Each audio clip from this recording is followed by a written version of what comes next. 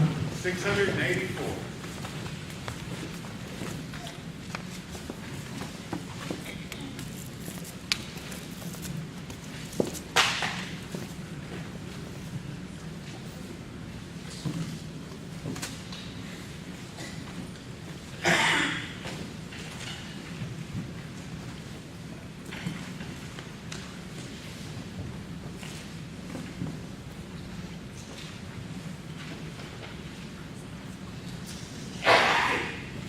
I don't know if you're aware of it or not, but this is Super Bowl Sunday.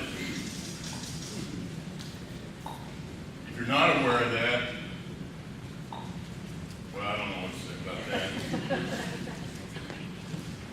But it is one of the great Sundays as far as churches are concerned.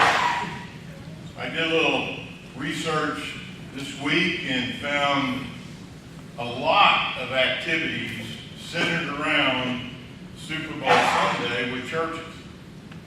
And so I don't want to be different. So that's kind of what we're going to start out. It's not exactly what we're going to talk about. And I didn't wear my Tom Brady jersey. I was going to. I actually told somebody that I probably was going to wear it again. But, you know, when you are the greatest of all time, you just don't want to be redundant about it. You don't want to be braggadocious about it. You kind of want to be humble. So just know that I wanted to wear it, but certain people didn't want me to. So I didn't. And it wasn't Cindy. But I think it's interesting that the New England Patriots have been to the playoffs 16 times in the last 18 years. Now that's an interesting, if not a fascinating stat. They've been to 10 Super Bowls and won 5. They have developed a kind of a title of being a dynasty. And when you think about that, and you think about it, and I guess maybe with my background in athletics, it's fascinating to me how that happens. So if you think about it, if they've been to the playoffs that many times, 16 out of 18, and they've won 5 Super Bowls, love them or hate them, they got to be doing something that nobody else is doing, right? So if you look at it from the standpoint of their organization, the organizational group is considered in pro sports one of the most successful. The head coach is considered maybe the best ever. And the quarterback is the greatest of all time. So the question has to be, why? I dare say that if you ask the ownership what they would say, they'd probably give you an answer something like this. It's all about the coaches and the players. Ownership group doesn't have anything to do with it. If you ask the coach, he would probably say, well, we can't be successful without great ownership, the backing of the great ownership, assistant coaches, and players. And if you ask Tom Brady, he would probably say, it's all of the above. Nobody taking credit themselves for the success that they've had. So why are they so good? Why are other organizations and why are some things, some organizations and businesses, why are they better than others?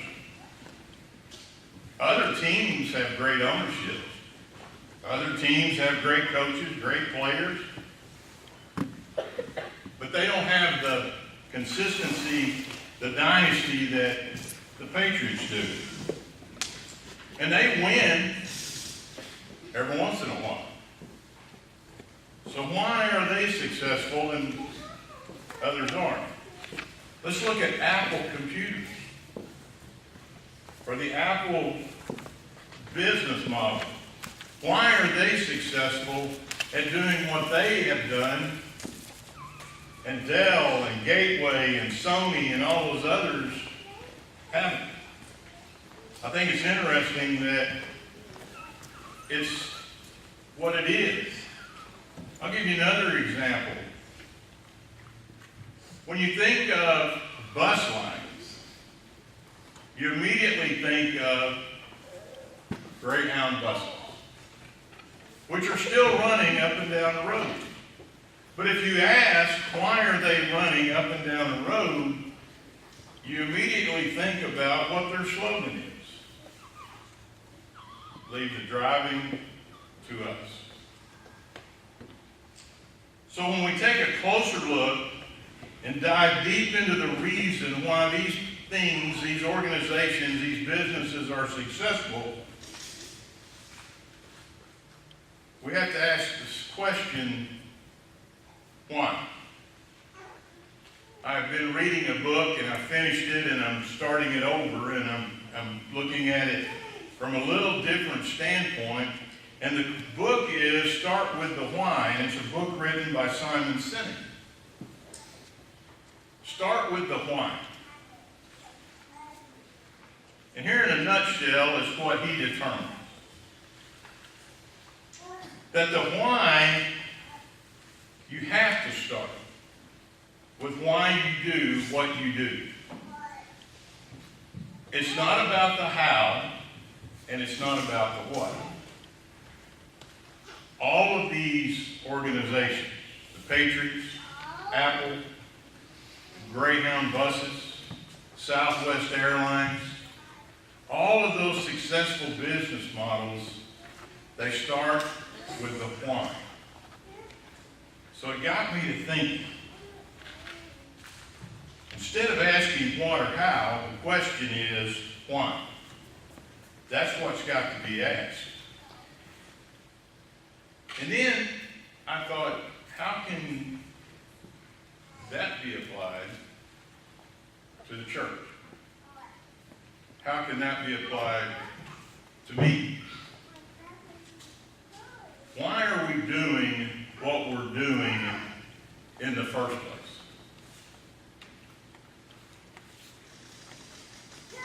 People don't buy what you do. They buy why you do it.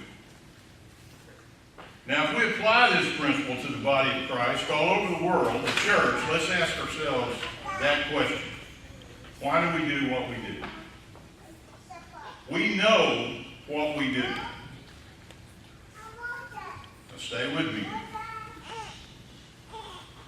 Prayer, singing, the Lord's Supper, giving, benevolence, feeding the poor and hungry, encouraging one another, preaching, teaching, reading our Bible. Those are things that we do. Okay, if I miss something, just fill it in yourself. That's the what. We even know the how. A cappella singing every first day of the week.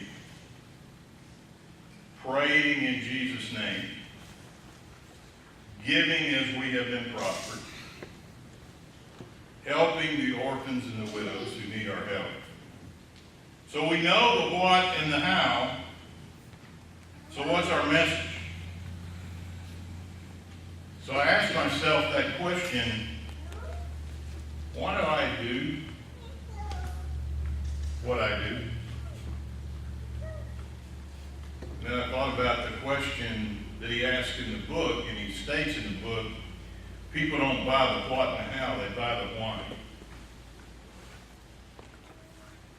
So that may be the question that everyone sitting here today asks themselves, but it may be that we all have different answers. But as I thought long and hard and diligently prayed for the answer, I decided that I personally needed to concentrate more on the why than I do the what and the how. Now, Don't misunderstand, and I can see some really puzzling looks on your face. The what and the how are important. Very important. But I don't think that we can get those right without a proper understanding of the why we do what we do, and we sincerely believe it. Now, I'm going to repeat that. Think about what the what and the how are. And the question is, why do we do it? But I don't think we can get those right without a proper understanding of the why we do what we do. And believe it. We can't go out of this building and convert the world if we don't believe and we don't understand why we do what we do. Can't do it. We can talk about a cappella singing till we're blue in the face. We can give till we're blue in the face. I don't even know what that means. But we have to have a belief and an understanding of the why. So I'm going to start a series of whys. Maybe we can come up with a reason why we do what we do. Some statements that we can build on to help us understand why we do what we do. Turn to John chapter 12, verse 48.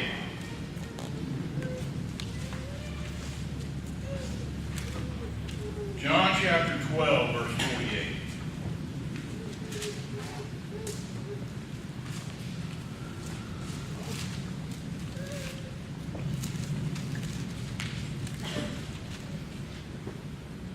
Blessed are they that do his commandments, that they may have right to the tree of life, and may enter in through the gates into the city. Blessed are they that do his commandments, that they may have right to the tree of life, and may enter in through the gates into the city. You know, those are some of the last words written in the Bible, even though they're in John chapter 12, 48. They're some of the last words. And it gives us a great understanding as to maybe why we do what we did. Heaven will be the eternal home for those who properly apply the life of Christ to their own lives. John chapter 13, verse 35, they will know us by our love. Who will know us? Ask yourself the question, who will know us? When we read that, who will know us? Will we know, is it each other? It's everybody will know us by our love. Jesus is certainly a great reason to do the things that we do. Jesus may be the one. When we think of Jesus, our thoughts immediately go back to Calvary. I know when I think of Jesus, I think of the cross. We understand. There's no doubt in my mind that everybody in here understands all the good that Jesus did while here on this earth. And maybe knowing that, when we are asked why we do what we do, we simply give the answer, it's because of Jesus. But I think maybe it's much more than that.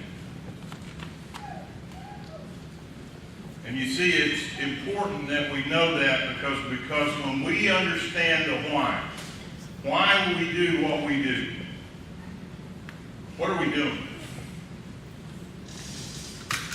We're building our entire foundation and belief system. The necessity of Christ's life being taken from the earth is something that we hopefully understand. But I think to better understand the why that we do what we do, and it's not just because we think it's right. It's not just because it's got to be something deeper than that, I think. There's a lot of great football players that play on other teams that don't win. And immediately when they're traded to the Patriots, we hear these terms, the culture makes them better. The why.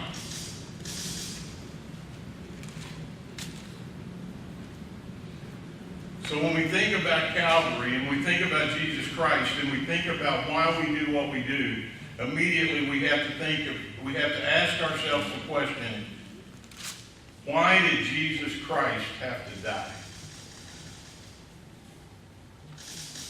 Because if you think about it a minute until we can answer that question, those questions, we can't answer the question as to why we do what we do.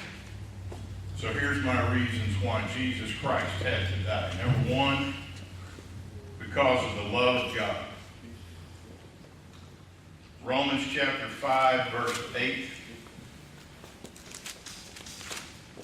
But God showed his great love for us by sending Christ to die for us while we were still sinners. Number two, Jesus Christ died because of his humility and the humanity of Jesus. Philippians chapter 2, verse 8, he humbled himself in obedience to God and died a criminal's death on a cross. Without Jesus Christ humbling himself, and being that example, he doesn't die. But most importantly, I think, the reason that Jesus Christ had to die and the reason that we can answer the question as to why we do what we do. And then when we decide that we understand the why, now we can go through the what and the how. And we do it in a way that gives honor to God. But until we understand the why, we can't do the how and the what in a way that gives honor to God. But the third thing is our desperate need of salvation. Romans chapter 3, verse 10, it says that there's none righteous, no, not one. Matthew 20:28 says that he was a ransom for many. Hebrews chapter 2, verse 9, it says, he tasted death for every man. In 1 Timothy chapter 1, verse 15, it says that he came to save sinners. When we think about Jesus Christ, we understand the why. And when we think about conversion and we think about talking to people about what we do and why we do it, we have to remember this. We aren't converting them to the name Lakeview Church of Christ. We are converting them to Jesus Christ. That's why we do what we do. We do what we do because of what Jesus Christ did for us. We understand that Jesus Christ died for us. In Romans chapter 6, verses 1 through 5,